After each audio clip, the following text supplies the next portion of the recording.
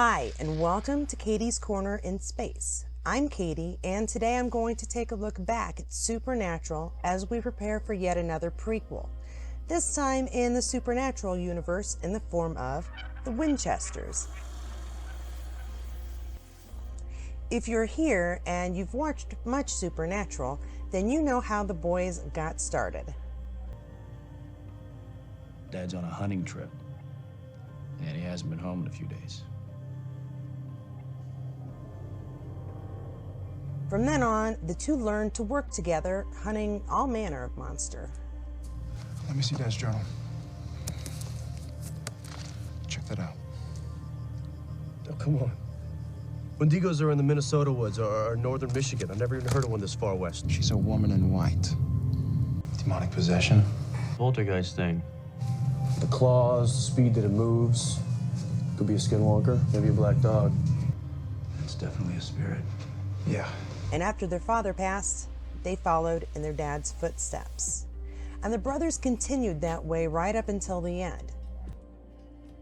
But it wasn't just their dad's footsteps they were following. Throughout the series, we learned a little more about their family's beginnings and how both the Campbells and the Winchesters have been dealing with the supernatural for generations.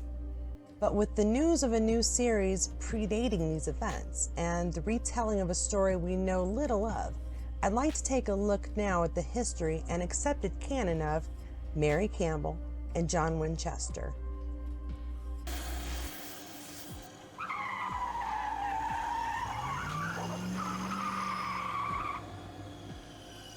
Let's start with Mary Sandra Campbell. She was born to Deanna and Samuel Campbell, December 5th, 1954. She journaled as she traveled with her parents while they hunted through her childhood, the Campbell clan finally settling in Lawrence, Kansas. We know Mary kept her wits about her and would help gather information for hunts with her father. She saw a chance for a normal life when she literally bumped into a young John Winchester after seeing the movie Slaughterhouse-Five. After knocking him over, embarrassed, she accepted a chance to buy him coffee as an apology. And though she didn't care for him much at first, she soon fell for him. Don't have a clue why. Totally natural. Yeah, the union of John and Mary Winchester, very big deal upstairs. Top priority arrangement. Oh, it wasn't easy either. Ooh, they couldn't stand each other at first, but when we were done with them, perfect couple. The orders were very clear. You and Sam needed to be born. As for John, well, he was born into a very normal household. And by that, I mean he was born in Normal, Illinois to Millie and Henry Winchester. Not a lot is on record for his mom, Millie, which is good for the upcoming prequel. Gives the storytellers some wiggle room. We know Henry, John's dad, was a Men of Letters member who was lost in time outrunning a Knight of Hell, Abaddon to be specific. But John grew up resenting a father who simply disappeared for no reason one day, leaving Millie to raise John alone. Of course, there is more to Henry's story in the future, but that's been told on Supernatural. We know that sometime in John's future he becomes a Marine, a point of pride for him and his sons throughout the series. As a civilian, he takes up mechanics, and in the series it's inferred that this is a family trade, though it's never set in stone from which part of his family he would have gained his aptitude. There is apparently an older male influence in his life at some point who may have also helped him learn the trade, someone referred to as his old man, well after Henry had disappeared. At least that's the conclusion one would draw when an acquaintance refers to his old man. After Mary knocks John down leaving the movie, they sat and talked at Mulroney's diner. Mary gave John her number when he asked for it, despite knowing her father would not approve of John and his civilian status in their world. And of course, we know Heaven had an interest for reasons only God knew. Just call me Chuck. So of course they were married, and even though things were never perfect in their marriage, John loved Mary deeply, and she loved him. And those are the basics and a few important details. Now, of course, between the fateful bump at the movies and the wedding, there's a deal with the devil, or at least a prince of hell. But again, we know all that. so what exactly is there left to tell? When it comes to Mary, it seems pretty evident she's going to have no trouble entertaining us with the discovery and removal of monsters. Yeah, she may end up being a bit more character-wise and hunter-wise than originally shown at that age with the flashbacks during the Supernatural series. But she's young and figuring things out. It seems perfectly reasonable she'd go on some adventures with her own friends. In short, I can easily see how Mary is a part of this story.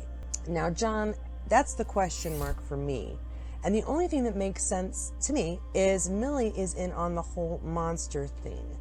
I have the oddest feeling her family comes from hunters, mechanics too, as far as that goes, but I feel strongly there could be some hunter in there as well. At the very least, she was in on Henry's deal as a man of letters. The thing I have trouble reconciling, and I admit this is just me coming to assumptions based on very little evidence throughout Supernatural, is how it seems John was starting from scratch in his journal when it came to Yellow Eyes, or Azazel. I suppose maybe he has adventures with Mary which just never come up when the boys take a long time hop, and perhaps John didn't find the journal till, say, Mary's funeral when he was packing away her clothes, or some such. I don't know. But then in the trailer, Dean is looking through the journal, so maybe John's early excursions into the supernatural are just a huge omission during Supernatural.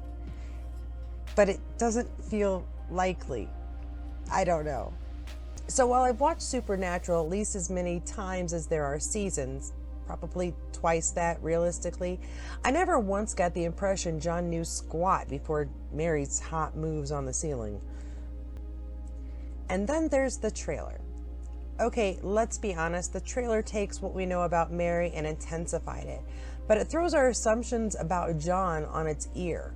One, he didn't just hate his dad and leave it at that. He's apparently looking for him. And two, well, it seems he might have learned a bit about the supernatural before we suspected. Just a side note, I'm not sure if I'll be disappointed or pleased if the writers throw in some cliche line like, "I've been to war. I know monsters." So I'm not just excited to have more supernatural adventures. I'm really interested in how they pull off this seeming ignorance of a young man who will now be fighting alongside seasoned hunters before he's even seen the yellow-eyed demon. Though the trailer makes him look a little clumsy, I can only assume some of his military training kicks in. Otherwise, I'm going to be a bit displeased for the sake of several family members and friends who served and can be scary as hell when they want to. I'm curious, which points do you think the writers will pull off? What gaps in the family history can still be filled? We know the Campbell line could get involved. Cousins and such may visit or even call for help. Maybe the Winchesters and the Campbells make some history before there's a Sam and Dean to help Granddad catch alphas. One thing is for sure, it's still all going to be about family, whether it's blood or not. Thanks so much for watching. Please take a moment to subscribe and like below.